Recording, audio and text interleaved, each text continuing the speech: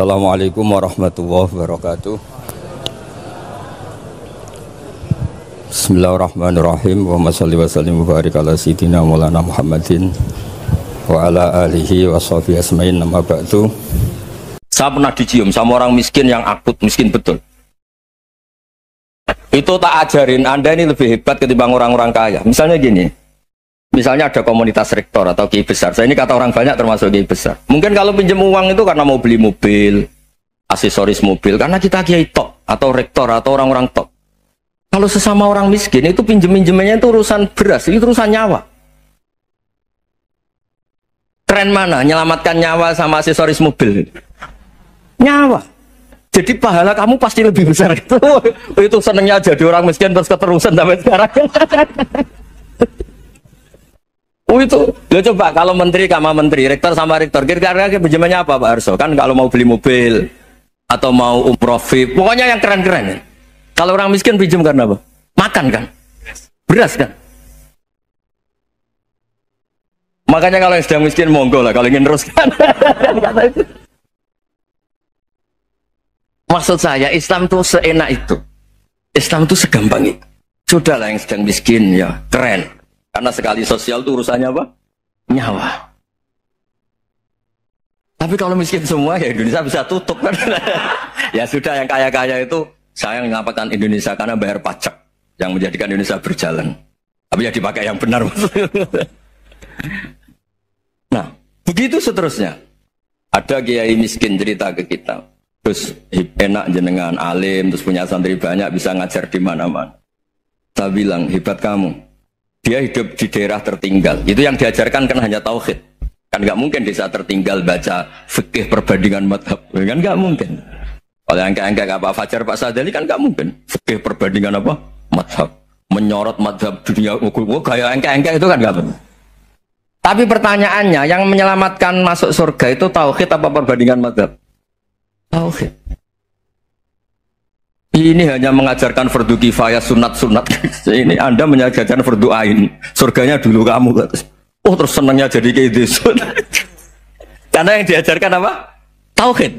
Sementara kita yang gaya-gaya ini ajarkan perbandingan apa? Ada studi banding ke Al-Azhar kemana-mana. Ini enggak tauhid. Dari orang nyembah pohon jadi nyembah Allah Ta'ala. Keren enggak? Keren. Jadi terus kayak gitu sama saya senangnya bukan karena tak bela. Tapi ada yang agak kurang ajar, tanya saya. Kalau itu hebat, kenapa Gus gak mau jadi kayak gitu? Waduh. Wah ya repot kalau pertanyaan. Terus tak jawab, kalau saya jadi kayak gitu, kamu ngangsu ilmu dari mana coba? Ya dari jenengan, ya kalau sama gobloknya ada bisa. Ya sudah, Gus aja yang jadi kayak besar. Maksud saya, ya sudahlah kita begini seperti yang saya ajarkan di sini, saya sarankan. Supaya orang itu tahu. Ini namanya diroyah, apa? Makanya kata Imam Ghazali itu kalau kamu ingin sopan gampang melihat anak kecil, wa aqallu minni dzamban, dia dosanya lebih kecil. Karena masih kecil kan, tentu secara dosa enggak banyak.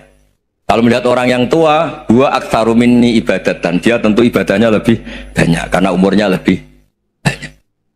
Sehingga terus semua orang lain tuh di depan kita itu hebat. Ya semua orang lain sama misalnya Pak ini rektor, Pak Fathul Wahid rektor. Tanggung jawabnya lebih banyak, berarti pahalanya lebih banyak. Tapi sama, ketika melihat Nyon Sewu, melihat pegawainya yang secara lahir di bawahnya, ini tanggung jawabnya nggak banyak, pasti salahnya juga enggak. Itu yang diajarkan Rasulullah SAW, sehingga enak. Tapi kalau kita melihat orang lain selalu salahnya, itu pecundang. Allah saja tidak seperti itu kan, amal baik ya ada khairan, amal buruk ya ada saron, semuanya dilihat oleh Allah Subhanahu wa Ta'ala. Saya itu punya teman Gus, agak beling, agak seenaknya. Dulu miskin. Wah itu seenaknya betul. Kayak kenal Tuhan. Tak tanya, kenapa kamu seenaknya? 1 bulan tuh labanya bisa 200 juta sampai 500, sampai 1 miliar. Saya itu Gus, setelah duha itu perkembangannya bagus. Salah duha itu.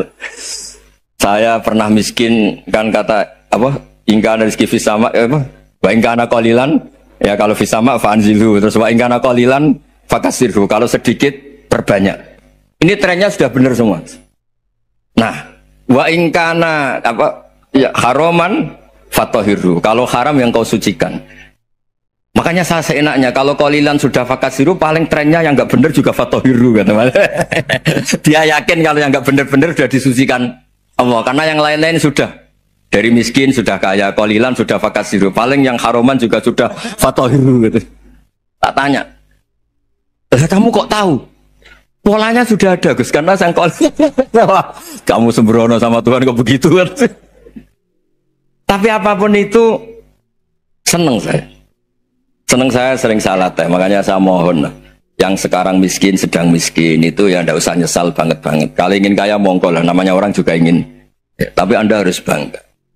Sosial antar kalian adalah urusan nyawa dan itu pahalanya luar biasa. Supaya kita, nah yang kaya-kaya juga boleh GR lah, karena pembayar pajak. Dan itu bisa menyelamatkan apa? Indonesia Raya. Begitu seterusnya. Itu yang diajarkan Nabi, antawadhu hatta la yabghiya ahadun ala ahadin. Kamu semua harus tawadhu sehingga antar kalian tidak saling tidak sopan, tidak saling liar, tidak saling mendolimi. Termasuk tadi sikap gak jelas tadi. Orang dolim yang sekarang dolim bisa saja tobat, yang sekarang soleh bisa saja nanti. Semuanya itu mungkin. Kita diajari ya muqallibal qulub tsabbit qalbi ala dinik. Jadi keliru kalau kita dalam banyak harus tegas, gak mesti. Al halalu bayyinun wal haramu bayyinun. Tapi ada wa bainahuma umurun mustabihat. Ada yang wilayahnya itu abu-abu. Misalnya ada perempuan cantik, misalnya contoh paling gampang. Kalau kamu ajari secara serius, kamu bisa saja tergoda jadi fitnah. Jadi kalau orang soleh gak berani ngajarin, kemudian digunakan orang fasik, malah menjadi orang nakal, kita juga tanggung jawab. Kamu mau tegas gimana? Wilayahnya sama-sama mungkin. Wilayahnya sama-sama mungkin. Yang dekat pejabat mungkin terkontaminasi KKN. Tapi kalau pejabat gak dekati orang soleh, punya perilaku yang gak soleh, yang repot juga Indonesia kan. Nah hal-hal seperti itu kita tidak perlu ngambil sikap. Maksudnya nggak usah ngambil sikap, ya kita buktikan kalau milih satu madzhab, kita buktikan semuanya lebih baik, semuanya lebih bermanfaat, semuanya lebih berperadaban. Karena nggak bisa dihindari wa bainahumain. Termasuk nyuwun sewu, saya mohon maaf sama mulai Pak Harso, Pak Lutfi sampai Pak Fathul Wahid. Saya ini termasuk kiai yang nggak suka dekat sama orang-orang top. Bukan karena hasud. Memang konstitusi kiai harus gitu lah, tamud dan na'inaika. Kenal orang lebih tinggi itu kan resiko. Misalnya saya kiai desa, mungkin punya keri tua sudah seneng, punya kijang tua sudah seneng. Gara-gara kenal Pak Wahid naik Kempri, waduh kok saya kalah itu. Kenal orang itu kan resiko. Mungkin dosen-dosen sini kalau kenal saya di Rembang juga resiko. Di sini gak ada cium tangan, melihat saya dosen, wah gak enak jadi dosen. Jadi memang harus dibatasin.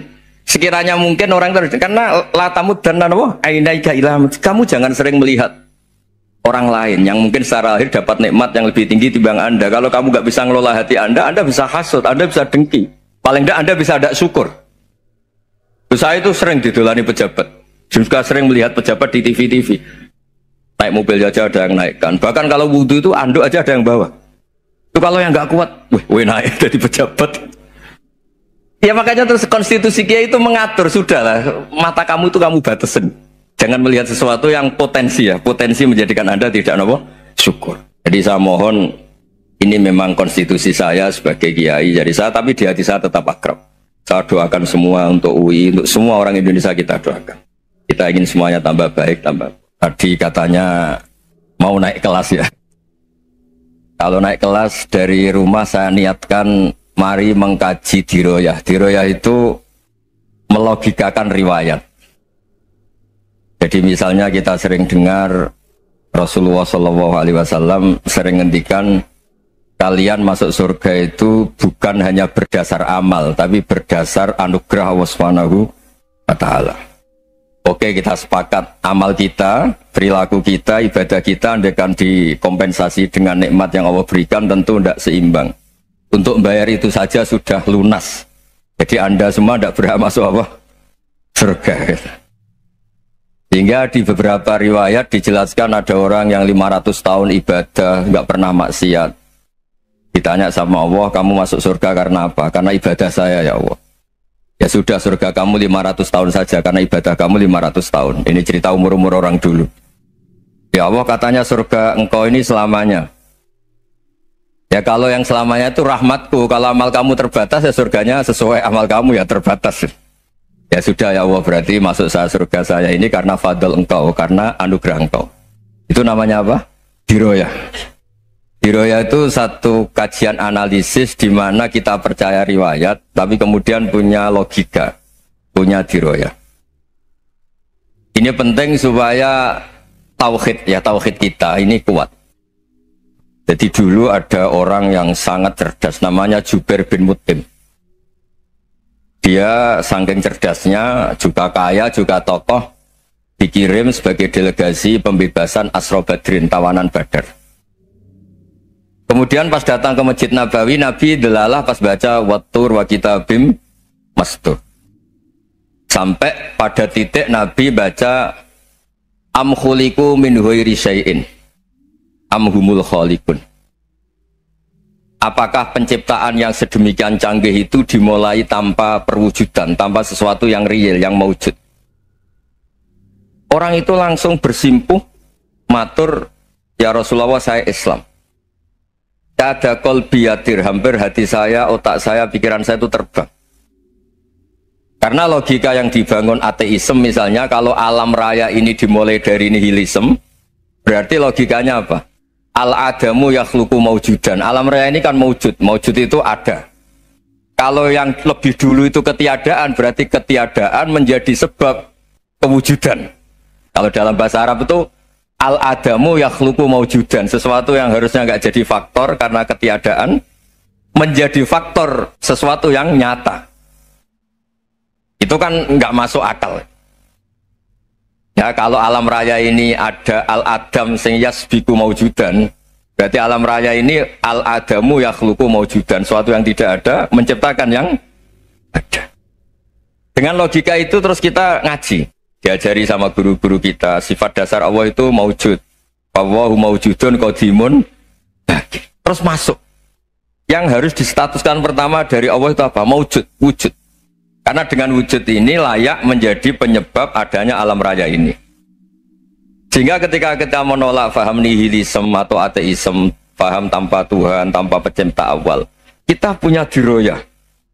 Bahwa tidak mungkin ketiadaan ini menjadi sebab perwujudan alam raya, yaitu am khuliqu min ghairi syai'in. Masa alam raya ini diciptakan tanpa sebab yang nyata, yaitu wajibil wujud. Siapa itu? Allah Subhanahu wa ta'ala. Begitu juga menyangkut sholawat. Orang boleh beda pendapat tentang redaksi sholawat. Ada yang sholli ala Muhammad, ala Sayyidina Muhammad, Nabi Muhammad. Monggo lah, masalah redaksi saja. Tapi setelah dianalisis, Nabi itu Pak Rektor jadi Nabi setelah Nabi Isa saking dihormatinya sampai dituhankan.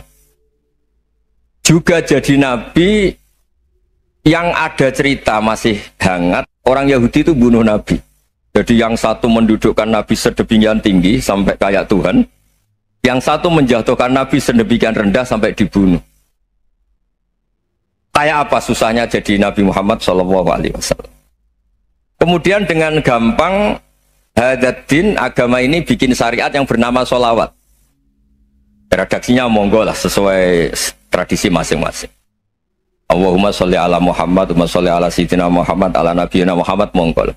Tapi yang jelas redaksi ini kalau didiroyah dikaji, Allahumma itu Tuhan, Tuhan itu pemberi. Wa Muhammadun wa in jalla qadruh abdun min ibadi. Muhammad apapun tinggi derajatnya tetap berstatus hamba.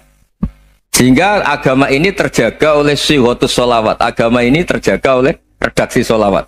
Yaitu Allah tetap pemberi sebagai Tuhan yang nggak tersaingi, la syarikalah. Rasulullah Muhammad wa injalla qadruh, apapun prestasinya, bisa mi'raj, bisa apa saja, tetap seorang hamba yang butuh muhtajun ila rahmatih. Jika redaksi Allahumma sholli ala Muhammad ini mengukuhkan yang Tuhan tetap Tuhan, hamba pilihan tetap hamba pilihan. Tentu dengan redaksi ini kemudian kita mendudukkan Nabi benar-benar posisi terhormat. Yaitu orang yang paling berhak dapat askat tahiyat, mendapat penghormatan Allah paling tinggi, yaitu Rasulullah Muhammad SAW. Dan itu diulang-ulang oleh Allah. Subhanalladzi asra bi'abdi. Status hamba ini diulang-ulang. Lagi-lagi ini bernama diroyah. Bernama apa? Contoh ketiga misalnya fihi ayatum bayinatum maqamu Ibrahim. Dulu orang Yahudi itu ada diskusi masif, syaratnya Nabi itu mbah-mbahnya harus Nabi, harus keturunan Nabi. Kemudian semua nabi rata-rata di Palestina, di Syam. Lalu Muhammadnya asal-usulnya dari mana? Tahu-tahu orang Arab kok nabi, padahal orang Arab itu dulu jahiliyah. Alhasil terus diceritakan bukti Muhammad ini turunan Ibrahim adalah ada jejak kaki Nabi Ibrahim di dekat apa? Ka'bah. Fihi ayatum bayyinatum maqamu Ibrahim. Kalau Nabi Ibrahim pernah di Mekah, artinya beliau pernah meninggalkan turunan yang di Mekah. Yaitu bernama Nabiuna Muhammadun sallallahu alaihi wasallam. Itu disebut fihi ayatum bayyinatum maqamu Ibrahim. Nah, itu namanya diroyah. Diroyah itu satu perilaku keseharian kita beragama, kemudian tahu logikanya. Yang keempat misalnya, mangkana yu'minu billahi wal yaumil akhir falyukrim apa? Jahro. Orang yang iman karena Allah dan Rasul, maka memuliakan tetangganya. Andaikan pakai hukum sosial, tentu kalau tetangga kita baik, kita baik. Kalau kurang baik, kok kurang penggawean kan gitu. Tapi dulu itu pernah ada seorang ulama itu dibully ya, dikerjain sama anak muda tetangganya. Pak Kiai datang ke rumah saya, orang ini datang. Kemudian setelah di rumahnya, saya tidak jadi butuh sama Pak Kiai, silahkan pulang.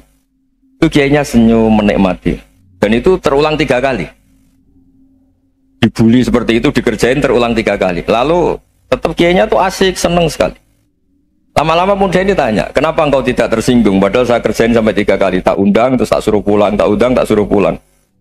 Kata Kiai tadi, yang memerintahkan baik sama tetangga itu Allah. Jadi saya nikmati ketika bisa baik sama Anda. Tidak ada urusannya dengan perilaku Anda yang menolak saya. Nah itu terus kita tahu, memang motifnya kita baik sama tetangga karena iman sama Allah dan Rasul, bukan hukum kompensasi sosial. Jadi kalau mau diteruskan Pak Rektor, saya ngajar di sini ya karena perintah Allah, itu orang alim harus ngajar, bukan karena perintah Rektor. Kalau diteruskan, ya saya mohon juga gitu para dosen, para karyawan di sini, kalau nggak khianat dengan UI itu karena takut sama Allah, jangan takut sama Rektor. Kalau Anda baik juga karena Allah, jangan baik karena apa? Rektor. Bagaimanapun ya semua kita ini makhluk. Makhluk itu la yadurru wa la yanfa. Begitu juga melihat Indonesia. Melihat saya ini kan ikut di UI itu lama sekali, ikut sama Profesor Zeni, dari Profesor Zeni nulis tafsir. Mungkin Pak Harsoyo tahu banyak, dulu Pak Lutfi ya tahu banyak. Tapi saya memang nggak pernah terbuka karena ya memang nggak ingin sebenarnya. Kondisi ini kondisi darurat. Sehingga saya tahu cara berpikir Profesor Zeni, ya tahu komitmen beliau pada UI. Dan pendiri UI memang ya banyak yang dari tokoh NU, Muhammadiyah, dari tokoh-tokoh ormas yang lain memang didirikan banyak orang. Hingga UI memang nggak milik ormas apa tertentu. Dari satu sisi memang baik, nggak dikuasai ormas tertentu. Tapi nanti kalau keterusan ya nggak berbentuk. Ya sudahlah, dikelola saja. Sambil-sambil jelas, sambil-sambil kadang nggak jelas. Yang penting ikhlas tadi. Karena kalau terlalu asobia itu jadi repot. Kita ini yang nekuni fikih itu tahu. Kalau nggak kuno itu madhabnya Hanafi. Kuno itu madhabnya Syafi'i. Tahu-tahu seakan-akan Imam Syafi'i itu NU, Imam Abu Hanifah itu Muhammadiyah. Padahal ini orang-orang yang sebelum NU dan apa? Muhammadiyah. Jadi kalau kita yang nekuni ilmu itu biasa saja dengan perbedaan. Tapi kalau orang-orang yang nggak siap dengan perbedaan itu sampai Allah disifati Ta'ala itu tidak terima. Padahal Ta'ala itu maknanya Maha Luhur, yang Maha Agung. Jadi ada seorang kiai kebetulan pidato pertama Pak Rektor. Assalamualaikum warahmatullahi ta'ala wabarakatuh. Ilmu balik kedua ini nggak terima karena itu dianggap bid'ah ada Ta'ala. Hanya dia bilang Assalamualaikum warahmatullahi ta'ala wabarakatuh. Itu saking asobiahnya itu Allah ditambahi Ta'ala itu tidak terima. Padahal Ta'ala itu maknanya Maha Agung. Nah itu kan jadi repot kalau asobiah gitu. Kalau kita ngadepi perbedaan itu biasa saja. Karena kita mungkin bacanya banyak, lihat hal-hal seperti itu ya. Berkuahnya nggak jelas itu menjadi orang tuh bijak. Ini sekarang nakal, jangan-jangan nanti jadi orang baik. Yang sekarang baik, jangan-jangan suatu saat jadi tidak baik. Semua orang introspeksi. Nggak ada jaminan kalau kita sekarang baik akan baik terus. Nggak ada jaminan kalau kita sekarang buruk akan buruk terus. Sehingga terus banyak kiai-kiai bijak itu memang lahirnya nggak tegas. Tapi nggak tegas itu yang menjadikan bijak. Karena sama-sama mungkin. Itu yang disebut laisa laka minal amri syai'un aw yatuba alihi mau yu'adzibum, itu tidak wilayah kamu. Ketika Allah mengomentari orang munafik juga wa yu'adzibal munafiqina insya'a aw yatub. Bisa saja ada yang disiksa, bisa saja ada yang dikasih tobat. Karena pola yang kita analisis itu semuanya menurut kita, bukan menurut kemaslahatan orang apa banyak.